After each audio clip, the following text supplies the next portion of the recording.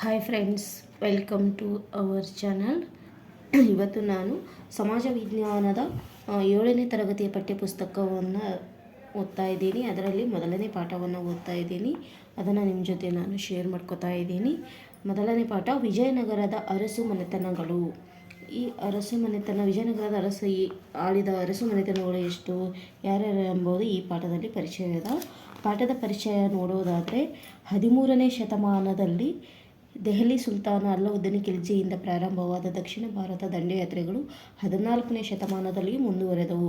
ನಾವು ಹಾಗೆ ಓದ್ತಾ ಯಾವ ರೀತಿಯಾಗಿ ಈ ರೀತಿ ಮಾರ್ಕ್ ಮಾಡ್ಕೋದ್ರಿಂದ ನಮಗೆ ನೆನಪುಳಿಯುತ್ತೆ ಫ್ರೆಂಡ್ಸ್. ಹಾಗಾಗಿ ಈ ಮಾರ್ಕರಿಂದ ನಾವು ಹೈಲೈಟ್ ಮಾಡ್ಕೋದ್ರಿಂದ ನಮಗೆ ರಿವಿಷನ್ಗೆ ಹೆಲ್ಪ್ ಆಗುತ್ತೆ.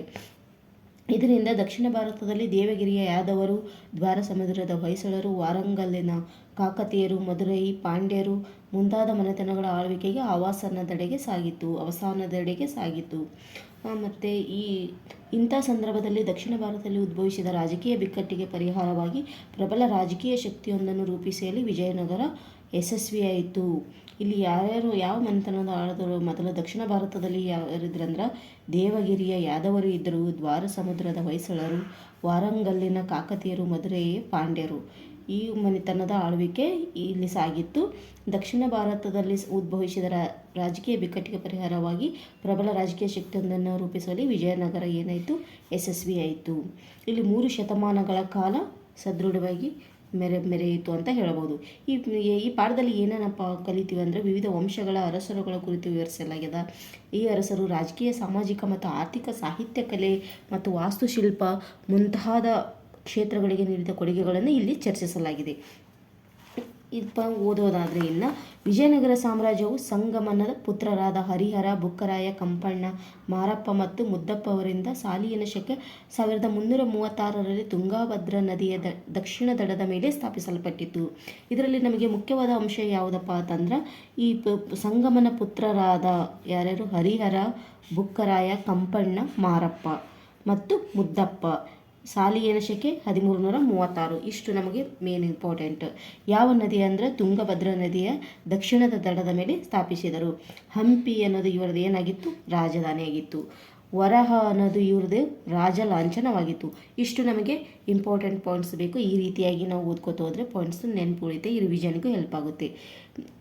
ಒಂದು ಸಲ ಓದಿದ ಮೇಲೆ ನಾವು ಮತ್ತೆ ಪಾಯಿಂಟ್ಸನ್ನು ಮಾಡ್ಕೋಬಹುದು. ಈಗ ಇಲ್ಲಿ ಏನೇನಾಗಿ ನಮ್ಗೆ ಹೈಲೈಟ್ ಆಯ್ತಪ್ಪ ಅಂದ್ರೆ, ವಿಜಯನಗರ ಸಾಮ್ರಾಜ್ಯದ ಸಂಗಮನ ಪುತ್ರರು ಎಷ್ಟು ಮಂದಿ ಅಂದ್ರೆ 5 ಮಂದಿ. ಅದರಲ್ಲಿ ಹರಿಹರ, ಬುಕ್ಕರಾಯ, ಕಂಪಣ್ಣ, ಮಾರಪ್ಪ ಮತ್ತು ಮುದ್ದಪ್ಪ. ಎಷ್ಟರಲ್ಲಿ ಆಯ್ತಂದ್ರೆ 1336ರಲ್ಲಿ ತುಂಗಭದ್ರಾ ನದಿ ದಡದ ಮೇಲೆ ಸ್ಥಾಪಿಸಿದರು.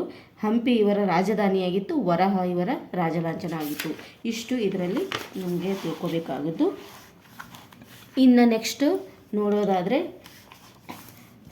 ಸಾಲಿಯನ ಶಕ 1336ರಿಂದ 1646ರವರೆಗೆ ವಿಜಯನಗರ ಸಾಮ್ರಾಜ್ಯವನ್ನು ಯಾವ್ಯಾವ ವಂಶದವರು ಆಳಿದರು ಅಂತ ಇಲ್ಲಿ ತೋರಿಸಿದ್ದಾರೆ. ಸಂಗಮ ವಂಶ ಎಷ್ಟು ಅಂದರೆ 1336ರಿಂದ 1485ರವರೆಗೆ. ಸಾಳುವ ವಂಶ ಎಷ್ಟು ಅಂದರೆ 1485ರಿಂದ 1505. ತುಳುವ ವಂಶ ಅಂತ ನೋಡೋದಾದರೆ ಸಾಲಿಯನ ಶಕ 1505ರಿಂದ 1567ರವರೆಗೆ. ಮತ್ತು ಕೊನೆಯದಾಗಿ ಅರವೀಡು ವಂಶ ಅನ್ನೋದು ಸಾಲಿಯನ ಶಕ ಸಾಮಾನ್ಯ ಶಕೆ 1570ರಿಂದ 1646. ಈ ಎಂಬ 4 ವಂಶಗಳು ಏನು ಮಾಡಿದ್ರು? ಈ ವಿಜಯನಗರ ಸಾಮ್ರಾಜ್ಯವನ್ನು ಆಳ್ವಿಕೆ ನಡೆಸಿದರು ಅಂತ ಹೇಳ್ಬೋದು.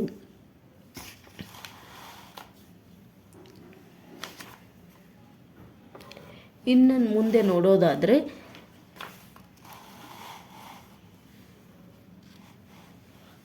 ಹರಿಹರ ಸಂಗಮ ವಂಶವ ಫಸ್ಟ್ ನಾವು ನೋಡೋದಾದರೆ ಸಂಗಮ ವಂಶ ಏನಪ್ಪ ಅಂದ್ರೆ, ಹರಿಹರ ಮತ್ತು ಬುಕ್ಕವನ್ನು ಸಂಗಮ ವಂಶವನ್ನು ಸ್ಥಾಪಿಸಿದರು. ಹರಿಹರ ಏನು ಮಾಡ್ತಾನ? ಈ ಮನೆತನದ ಮೊದಲ ಅರಸ ಅಂತ ನಾವು ನೆನ್ಪಿಟ್ಕೋಬೋದು. ಹರಿಹರ ಸಂಗಮ ವಂಶದ ಮೊದಲ ಅರಸ ಯಾರು ಅಂದ್ರೆ ಹರಿಹರ.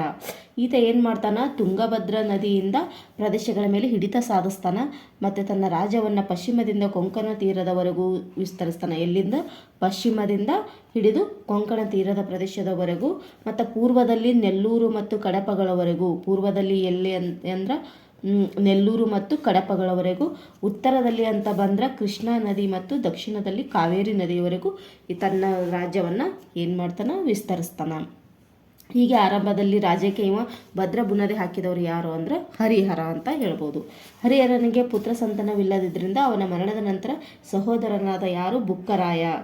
ಹರಿಹರ ಆದಮೇಲೆ ಯಾರು ಬರ್ತಾರೆ, ಬುಕ್ಕರಾಯ ಅಧಿಕಾರಕ್ಕೆ ಬರ್ತಾನೆ. 1357ರಿಂದ 1377ರವರೆಗೆ 7ರಲ್ಲಿ ಇವನು ಅಧಿಕಾರಕ್ಕೆ ಬರ್ತಾನೆ. ಇಲ್ಲಿವರೆಗೆ ಆಳ್ವಿಕೆ ಮಾಡ್ತಾನೆ. ಈತನ ಕಾಲದಲ್ಲಿ ಮಧುರೈ ಸುಲ್ತಾನನನ್ನು ಸೋಲಿಸಿದ ಬುಕ್ಕರಾಯನ ಪುತ್ರ ಕಂಪಣ್ಣನು ಸಾಮ್ರಾಜ್ಯ ವಿಸ್ತರಿಸಿದನು. ಬುಕ್ಕರಾಯನ ಮಗ ಯಾರು ಬರ್ತಾರೆ, ಕಂಪಣ್ಣ ಸಾಮ್ರಾಜ್ಯವನ್ನು ವಿಸ್ತರಿಸಿದನು.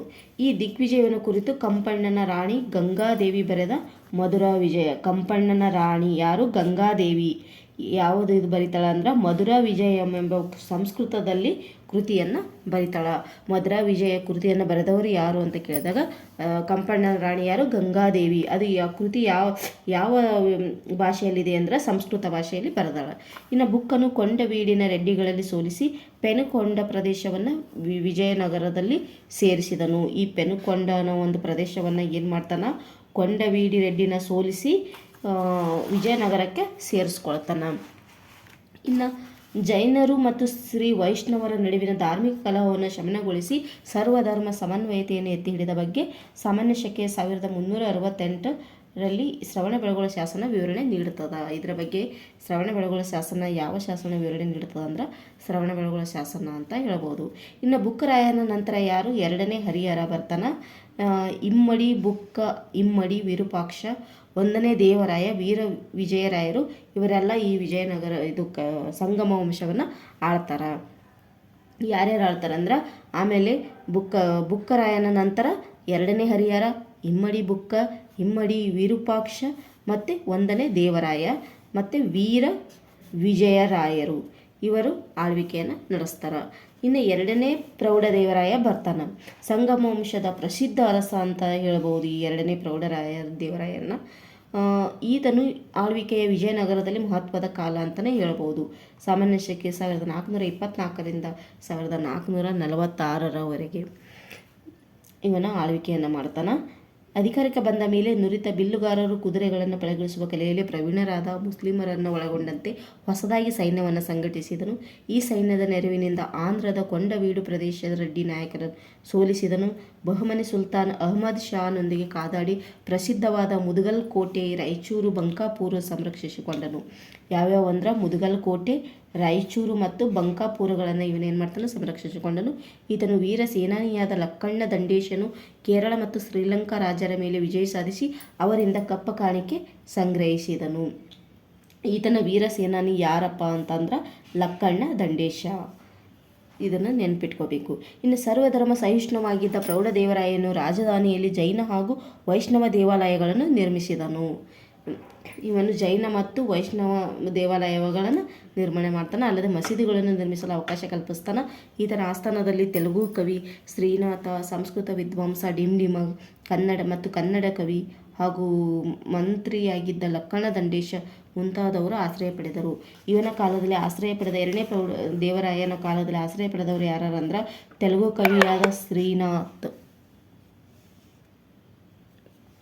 ತೆಲುಗು ಕವಿಯಾದ ಶ್ರೀನಾಥ್, ಸಂಸ್ಕೃತ ವಿದ್ವಾಂಸ ಅಂತ ಹೇಳ್ತಾರೆ, ಡಿಂಡಿಮ ಮತ್ತು ಕನ್ನಡ ಕವಿ ಆಗಿದ್ದರು, ಮತ್ತು ಲಕ್ಕಣ್ಣ ದಂಡೇಶ, ಮಂತ್ರಿಯಾಗಿದ್ದ ಲಕ್ಕಣ್ಣ ದಂಡೇಶ. ಇವರು 3 ಜನ ಇವನ ಆಶ್ರಯ ಪಡೆದರು ಅಂತ ಹೇಳ್ಬೋದು. ಇನ್ನು ಪರ್ಷಿಯಾದ ದೇಶದ ರಾಯಭಾರಿ ಯಾರು, ಅಬ್ದುಲ್ ರಜಾಕ್. ಪ್ರೌಢದೇವರನ ಕಾಲದಲ್ಲಿ ವಿಜಯನಗರವನ್ನು ಸಂದರ್ಶಿಸಿ ವಿಜಯನಗರದಂತಹ ಸಂಪದ್ಭರಿತ ರಾಜಧಾನಿಯನ್ನು ನನ್ನ ಕಣ್ಣುಗಳು ಮೊದಲ ಬಾರಿ ನೋಡುತ್ತಿವೆ ಅಂತ ಹೇಳಿದನು. ನಗರಕ್ಕೆ 7 ಕೋಟೆಗಳ ಆವರಣವಿದೆ. ರಾಯನ ಸೇನೆ ಲಕ್ಷಾವಧಿ ಸಂಖ್ಯೆಯಲ್ಲಿದೆ ಎಂದು ವರ್ಣನೆ ಮಾಡ್ತಾನೆ. ಇನ್ನು ಮುಂದೆ ನೋಡೋದಾದ್ರೆ ಈತನಿಗೆ ಏನಪ್ಪ ಅಂತಂದರೆ ಏನು ಬಿರುದುಗಳು ಇದ್ದವು ಅಂತ ನೋಡೋದಾದರೆ ಗಜಬೇಟೆಗಾರ ಮತ್ತು ಶತ್ರು ಸಮುದ್ರಾಧೀಶ್ವರ, ಅರಿರಾಯವಿ ಬಾಡ ಎಂಬ 3 ಬಿರುದುಗಳಿದ್ದವು. 2ನೇ ಪ್ರೌಢದೇವರಾಯನಿಗೆ ಏನೇನು ಬಿರುದಿದ್ದು ಅಂದ್ರೆ ಗಜಬೇಟೆಗಾರ, ಚತು ಸಮುದ್ರಾಧೀಶ್ವರ ಮತ್ತು ಅರಿರಾಯವಿ ಬಾಡ ಎಂಬ 3 ಬಿರುದುಗಳಿದ್ದವು. ಪ್ರೌಢದೇವರಾಯನು 1446ರಲ್ಲಿ ಮೃತನಾತನ. ಅವನ ಮಗ ಮಲ್ಲಿಕಾರ್ಜುನ ಹಾಗೂ ಮೂರನೇ ವಿರೂಪಾಕ್ಷ ಆಳ್ವಿಕೆ ನಡೆಸ್ತಾರಂತ ಹೇಳ್ಬೋದು. ಇವರು ದುರ್ಬಲರಾಗಿದ್ದರಿಂದ ಪ್ರಬಲ ಸೇನಾನಿಯಾದ ಸಾಳುವ ನರಸಿಂಹನು ರಾಜಧಾನಿಯನ್ನು ವಶಪಡಿಸಿಕೊಳ್ತಾನೆ. ಇದರೊಂದಿಗೆ ಸಂಗಮ ವಂಶ ಏನಾಗುತ್ತಾ 1485ರಲ್ಲಿ ಕೊನೆಗೊಳ್ಳುತ್ತದಂತ ಹೇಳ್ಬೋದು. ಇನ್ನು ಸಾಳುವ ವಂಶ ಬರುತ್ತಾ 1485ರಲ್ಲಿ ಇವರ ಅಧಿಕಾರ ಸ್ಟಾರ್ಟ್ ಆಗುತ್ತಾ. ಸಾಳುವ ನರಸಿಂಹನು 6 ವರ್ಷ ಏನು ಮಾಡ್ತಾನೆ, ಆಡಳಿತ ನಡೆಸ್ತಾನೆ. ಮತ್ತು 1491ರಲ್ಲಿ ಏನಾಗುತ್ತಾನೆ, ಮರಣ ಹೊಂದುತ್ತಾನೆ. ಆತನ ಮಕ್ಕಳು ಅಪ್ರಾಪ್ತರಾಗಿದ್ದರಿಂದ 1491ರಿಂದ 1503ರವರೆಗೆ ಆಡಳಿತವು ತುಳುವ ನರಸನಾಯಕ ಎಂಬ ಸೇನಾನಿ ರಕ್ಷಣೆಯಲ್ಲಿ ನಡೆಯಿತು. ಇದು ಏನಂದ್ರೆ ತುಳು ವಂಶದ ನರಸನಾಯಕ ಎಂಬ ಸೇನಾನಿ ಈ ರಕ್ಷಣೆಯಲ್ಲಿ ಈ ಸಾಳುವ ವಂಶ ಇದಾಗುತ್ತೆ, ಆಡಳಿತ ನಡೀತದ ಅಂತ ಹೇಳ್ಬೋದು. ಆಮೇಲೆ ತುಳು ವಂಶ ಬರುತ್ತಾ 1505ರಲ್ಲಿ. ತುಳು ವಂಶದ ನರಸನಾಯಕ ಅವನ ಮಗ ವೀರ ನರಸಿಂಹ ತುಳುವ ಮನೆತನದ ಆಳ್ವಿಕೆ ಪ್ರಾರಂಭಿಸಿದನು. ಇವನು 1509ರಲ್ಲಿ ಮರಣ ಹೊಂದುತ್ತಾನೆ. ಇವನ ಸಹೋದರರಲ್ಲಿ ಕೃಷ್ಣದೇವರಾಯನು ಅಧಿಕಾರಕ್ಕೆ ಬರ್ತಾನೆ. ಮೇನ್ ಇಲ್ಲಿ ಇಂಪಾರ್ಟೆಂಟ್ ಕೃಷ್ಣದೇವರಾಯನ ವಿಜಯನಗರ ಅರಸರಲ್ಲಿ ಅತ್ಯಂತ ಏನಂತ ಹೇಳ್ತೀವಿ, ಪ್ರಸಿದ್ಧ ಅರಸ ಅಂತ ಹೇಳ್ತೀವಿ. ಅಧಿಕಾರಕ್ಕೆ ಬಂದ ಹೊಸದರಲ್ಲಿ ಈತನು ಅನೇಕ ಬಂಡಾಯಗಳನ್ನು ಎದುರಿಸಬೇಕಾಗಿತ್ತು. ಇವನಿಗೆ ಅಸಾಮಾನ್ಯ ಪರಾಕ್ರಮಿ, ಚತುರ ಸೇನಾನಿ, ರಾಜತಾಂತ್ರಿಕ ನಿಪುಣನಾಗಿದ್ದ ಕೃಷ್ಣದೇವರಾಯನು ಶತ್ರುಗಳನ್ನು ಸದೆಬೆಳೆದು ದಕ್ಷಿಣ ಭಾರತದಲ್ಲಿ ಏನು ಮಾಡ್ತಾನೆ, ವಿಜಯನಗರ ಸಾಮ್ರಾಜ್ಯವನ್ನು ವಿಸ್ತರಿಸ್ತಾನೆ. ಇದನ್ನು ಹೇಳಿದವರು ಯಾರು ಅಂತಂದ್ರೆ ಇತಿಹಾಸಕಾರ ರಾಬರ್ಟ್ ಸಿವೆಲ್ಲ ಹೇಳ್ತಾನೆ.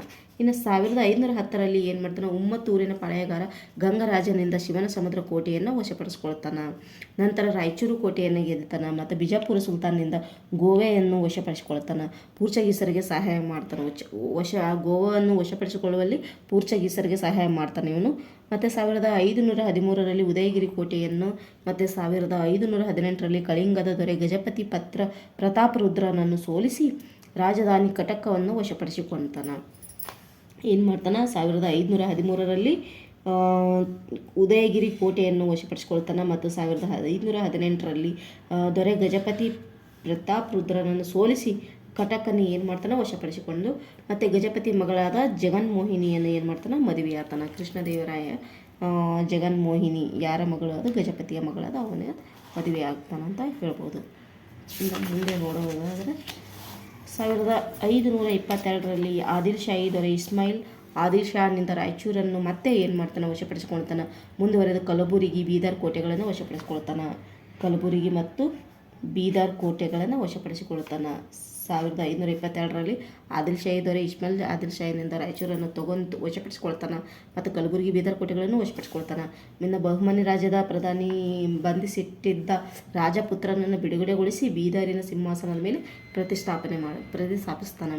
ಮತ್ತು ಅದಕ್ಕಾಗಿ ಕೃಷ್ಣದೇವರಾಯನು ಯವನ ರಾಜ್ಯ ಪ್ರತಿಷ್ಠಾಪನಾಚಾರ್ಯ ಎಂಬ ಬಿರುದನ್ನು ಕೊಳ್ತಾನೆ. ಈ ಬಿರುದು ಹೆಂಗೆ ಪಡಿತಾನಪ್ಪ ಅಂತಂದ್ರೆ, ಬಹಮನಿ ರಾಜ್ಯದ ಪ್ರಧಾನಿಯೇ ಬಂಧಿಸಿಟ್ಟಿದ್ದ ರಾಜಪುತ್ರನನ್ನು ಬಿಡುಗಡೆ ಮಾಡಿ ಅವನಿಗೆ ಬೀದರಿನ ಸಿಂಹಾಸನದ ಮೇಲೆ ಪ್ರತಿಷ್ಠಾಪಿಸ್ತಾನೆ. ಅದಕ್ಕಾಗಿ ಇವನಿಗೆ ಯವನ ರಾಜ ಪ್ರತಿಷ್ಠಾಪನಾಚಾರ್ಯ ಎಂಬ ಬಿರುದು ಬರ್ತದ. 1529ರಲ್ಲಿ ಕೃಷ್ಣದೇವರಾಯನ ಮರಣ ಹೊಂದುತ್ತಾನೆ. ಅದೇ ವೇಳೆಗೆ ವಿಜಯನಗರ ಸಾಮ್ರಾಜ್ಯ 4 ದಿಕ್ಕಗಳಲ್ಲಿ ವಿಸ್ತರಿಸಿತ್ತು. ಈತನ ಆಸ್ಥಾನಕ್ಕೆ ಭೇಟಿ ನೀಡಿದ ಯಾರು, ಡೊಮಿಂಗೋ ಪೇಯಸ್.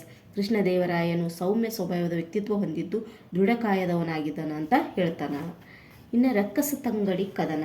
ಈ ರಕ್ಕಸತಂಗಡಿ ಕದನ ಕೃಷ್ಣದೇವರಾಯನ ನಂತರ ಯಾರು ಬರ್ತಾರೆ, ಅಚಾತುರಾಯ ಬರ್ತಾನೆ ಮತ್ತು ಸದಾಶಿವರಾಯರು ಬರ್ತಾರೆ. ಇವರು ಆಳ್ವಿಕೆ ಮಾಡಿದಾಗ ಸದಾಶಿವರಾಯರು ಇನ್ನೂ ಅಪ್ರಾಪ್ತರಾಗಿದ್ದ ಕಾರಣ ಆಡಳಿತದ ಸಂಪೂರ್ಣ ಜವಾಬ್ದಾರಿಯನ್ನು ಕೃಷ್ಣದೇವರಾಯನ ಅಳಿಯ ಯಾರು, ಅರವೀಡು ವಂಶದ ರಾಮರಾಯ ವಹಿಸ್ಕೊಳ್ತಾನೆ. ಈತನ ರಾಜತಾಂತ್ರಿಕ ನಡೆಗಳು ವಿಜಯನಗರ ರಾಜ್ಯವನ್ನು ವಿಸ್ತರಿಸದಲ್ಲದೆ ಶ್ರೀಮಂತಗೊಳಿಸಿತು, ಜೊತೆಗೆ ವೈರಿಗಳ ಸಂಖ್ಯೆಯನ್ನು ಹೆಚ್ಚಿಸಿತು. ಇನ್ನು ದಕ್ಕನ್ನಿನ ಸುಲ್ತಾನ ರಾಜ್ಯಗಳು ಆಗಾಗ ನಡೆಸುತ್ತಿದ್ದ ದಾಳಿಯ ಪ್ರತೀಕಾರವಾಗಿ ರಾಮರಾಯನು ಬಿಜಾಪುರ ಮತ್ತು ಗೋಲ್ಕೊಂಡ ರಾಜ್ಯಗಳ ಪ್ರದೇಶಗಳನ್ನು ವಶಪಡಿಸಿಕೊಂಡಿದ್ದನು. ಕದನಕ್ಕೆ ಪ್ರಚೋದನೆ ನೀಡಿದವು. ವಿಜಯನಗರ ಸಾಮ್ರಾಜ್ಯ ಏಳಿಗೆ ಮತ್ತು ಸಮೃದ್ಧಿಯ ಬಗ್ಗೆ ಮತ್ಸರ ದ್ವೇಷಗಳನ್ನು ಹೊಂದಿದ ಸುಲ್ತಾನರು ತಮ್ಮ ರಾಜಕೀಯ ಭಿನ್ನಾಭಿಪ್ರಾಯಗಳು ಮರೆತು ಒಂದಾದರು. ದೆಹಲಿ ಸುಲ್ತಾನ ರಾಜ್ಯಗಳು ಆಗಾಗ ನಡೆಸುತ್ತಿದ್ದ ದಾಳಿಯ ಪ್ರತೀಕಾರವಾಗಿ ಬಿಜಾಪುರ ಮತ್ತು ಗೋಲಕೊಂಡ ರಾಜ್ಯಗಳ ಮೇಲೆ ಪ್ರದೇಶಗಳನ್ನು ರಾಮರಾಯ ಏನು ಮಾಡ್ತಾನೆ, ವಶಪಡಿಸ್ಕೊಳ್ತಾನೆ. ಇನ್ನು 1565ರಲ್ಲಿ ಜನವರಿ 23ರಂದು ದಕ್ಕನ್ ಸುಲ್ತಾನರ ಒಕ್ಕೂಟ ಸೈನ್ಯಕ್ಕೂ ಮತ್ತು ವಿಜಯನಗರ ಸೈನ್ಯಕ್ಕೂ ಕೃಷ್ಣಾ ನದಿ ದಂಡೆಯ ಮೇಲೆ ಯಾರ್ಯಾರಿಗೆ, ದಕ್ಕನ್ನ ಸುಲ್ತಾನರ ಒಕ್ಕೂಟ ಸೈನ್ಯಕ್ಕೂ ಮತ್ತು ವಿಜಯನಗರ ಸೈನ್ಯಕ್ಕೂ ರಕ್ಕಸ ತಂಗಡ ಯುದ್ಧದಲ್ಲಿ ರಕ್ಕಸ ತಂಗಡಿ ಕೃಷ್ಣಾ ನದಿಯ ದಂಡೆಯ ಮೇಲೆ ಯಾವ ಕದನ ಆಗುತ್ತಾ? ರಕ್ಕಸ ತಂಗಡಿ ಯುದ್ಧ ಆಗುತ್ತಾ. ಇದರಲ್ಲಿ ರಾಮರಾಯ ಏನಾಗುತ್ತಾನ? ಹತನಾಗ್ತಾನ. ಇದನ್ನು ಗೆದ್ದ ಸುಲ್ತಾನರು ವಿಜಯನಗರವನ್ನು ಲೂಟಿ ಮಾಡ್ತಾರೆ. ರಣರಂಗದಿಂದ ಪಲಾಯನಗೈದ ರಾಮರಾಯ ಮಕ್ಕಳಾದ ತಿರುಮಲ ಮತ್ತು ವೆಂಕಟರು ಪೆನುಕೊಂಡಕ್ಕೆ ಓಡಿ ಹೋಗ್ತಾರೆ. ಮುಂದೆ ಪೆನುಕೊಂಡ, ಚಂದ್ರಗಿರಿ, ಕೊನೆಯಲ್ಲಿ ವೆಲ್ಲೂರುಗಳನ್ನು ರಾಜಧಾನಿಯಾಗಿ ಮಾಡಿಕೊಂಡು ಅರಬೀಡು ವಂಶಜರು 1570ರಿಂದ 1646ರವರೆಗೆ ಆಡಳಿತ ನಡೆಸ್ತಾರೆ. ಈ ಯುದ್ಧದ ಪರಿಣಾಮವಾಗಿ ಕರ್ನಾಟಕದಲ್ಲಿ ಮೈಸೂರು, ಕೆಳದಿ, ಚಿತ್ರದುರ್ಗ, ಯಲಹಂಕ ಮತ್ತು ಸುರಪುರ ಈ ಮುಂತಾದ ನಾಯಕರು ಪಾಳೆಯಗಾರರು ಏನಾಗ್ತಾರಪ್ಪ? ಸ್ವತಂತ್ರರಾಗ್ತಾರೆ. ಇಷ್ಟು ಇಲ್ಲಿಗೆ ಸಾಕು ಫ್ರೆಂಡ್ಸ್. ಈ ವಿಡಿಯೋ ಇಷ್ಟವಾದರೆ ನಮ್ಮ ಚಾನಲ್ನ ಸಬ್ಸ್ಕ್ರೈಬ್ ಮಾಡ್ಕೊಳ್ಳಿ, ಪಕ್ಕದಲ್ಲಿರೋ ಬೆಲ್ ಬಟನ್ ಒತ್ತಿ ಮತ್ತು ನಿಮ್ಮ ಫ್ರೆಂಡ್ಸ್ಗೆ ಶೇರ್ ಮಾಡಿ, ಹಾಗೆ ಲೈಕ್ ಮಾಡಿ ಅಂತ ಹೇಳ್ತಾ ಇಲ್ಲಿಗೆ ಮುಗಿಸ್ತೇನೆ. ಧನ್ಯವಾದಗಳು.